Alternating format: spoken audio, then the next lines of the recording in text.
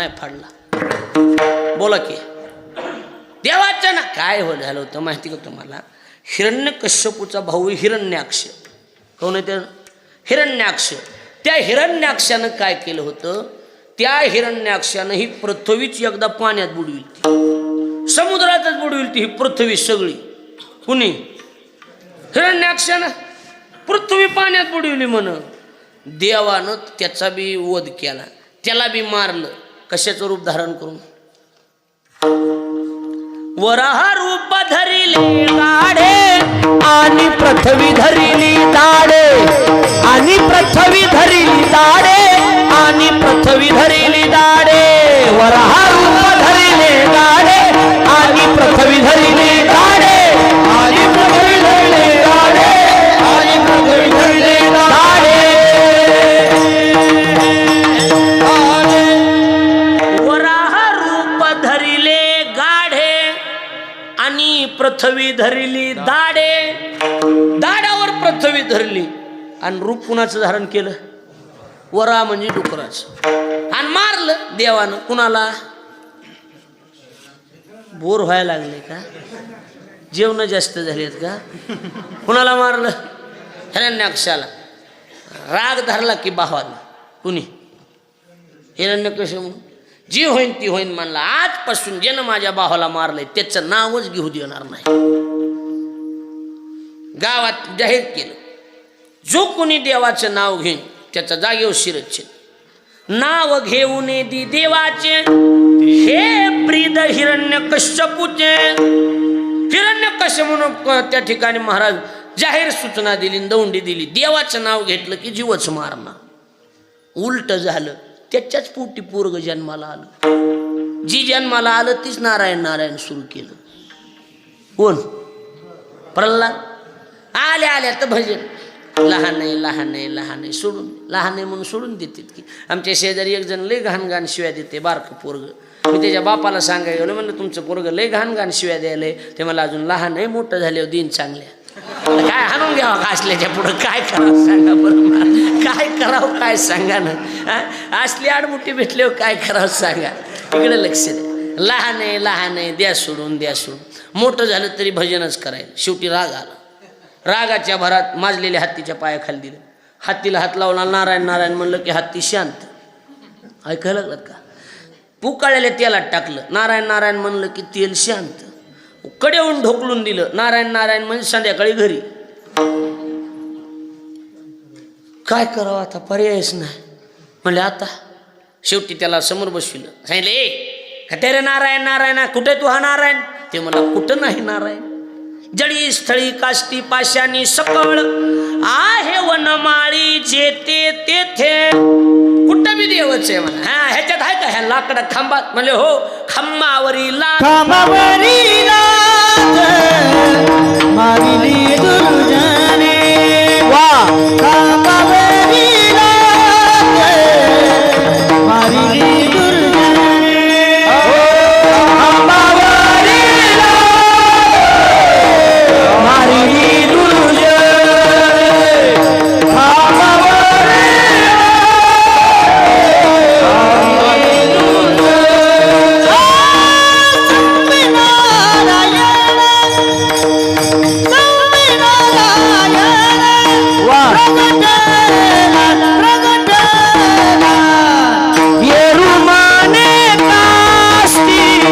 पाशानी सकळ हे रुमाने काष्टी पाशानी सकळ.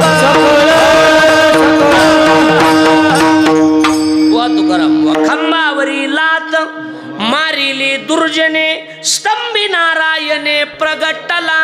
येरू मने काष्टी पाशानी सकळ आणि आहे वनमाळी जेते तेथे. नरसिंह भगवान प्रगट झाले. सगळा मला कथाभाग सांगायचा नाही. स्वतःच्या डोळ्यात देखत बापाचा काटा काढला का नाही काढला? बोला, काढला का नाही? बाप होता निंदनीय होता. कसला होता? निंदनीय देह होता. काय त्याचा आशा धरली नाही. मरू देवा, मेला ते मेला. निंदनीय काय कामाचा? हा बिभीषणे बंधू माणस. त्याची दोन बाजू सांगतो. माणसं म्हणली बिभीषणासारखा शहाणा माणूसच नाही. सख्या भावाला सोडलं आणि कुणाकडे आला? रामाकडे आला. शहाणा होता का?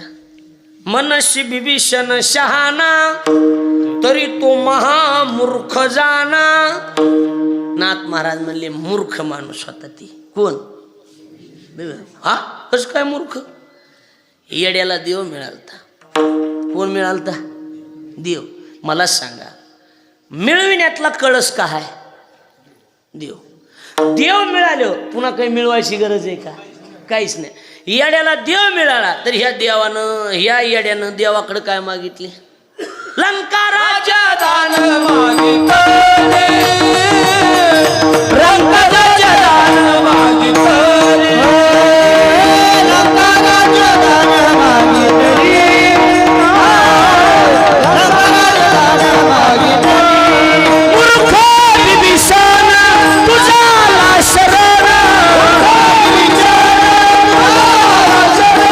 मूर्ख बिभीषण तुझ्याला शरण लंकाराचे दान मागितले लंकाराचे दान मागितले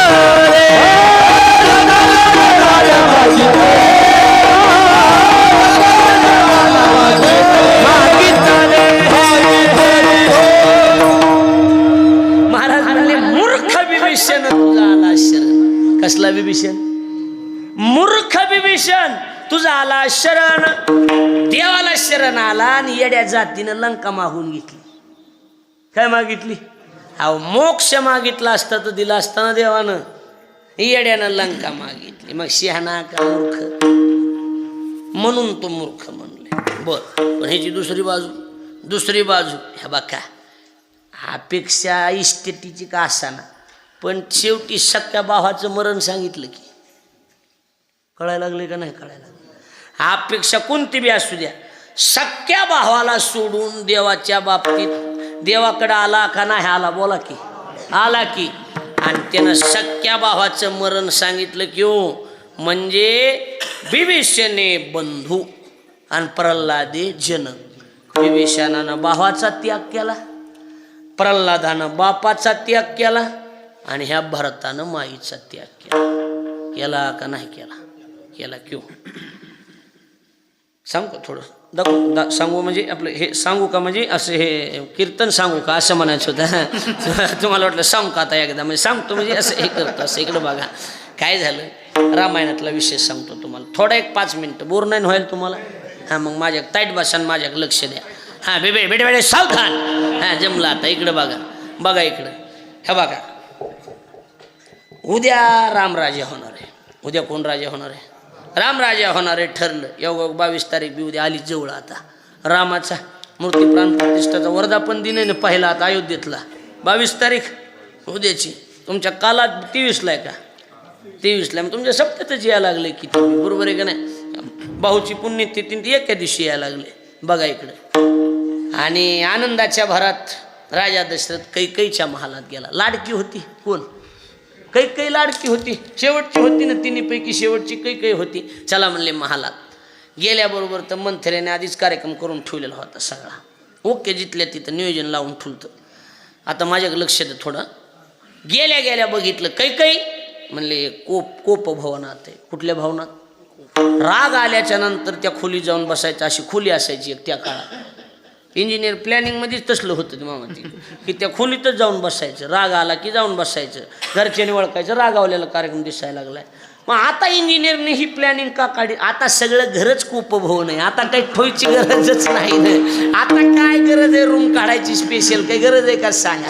घरात आपण पाऊल टाकला की सगळी म्हशीच्या पावाने फुगलेलीच आहेत घरातले. का हाय सांगा ना महाराज? आहेत का नाही? बोला की. काही गरज आहे का? नाही. राजा दशरथानं विनंती केली. तिला समजून सांगितलं आणि सांगितलं ए येडे नाराज होऊ नको. चांगला दिवस आहे. मी खुश आहे. मागून घे. काही बी द्यायला तयार. मागून घे.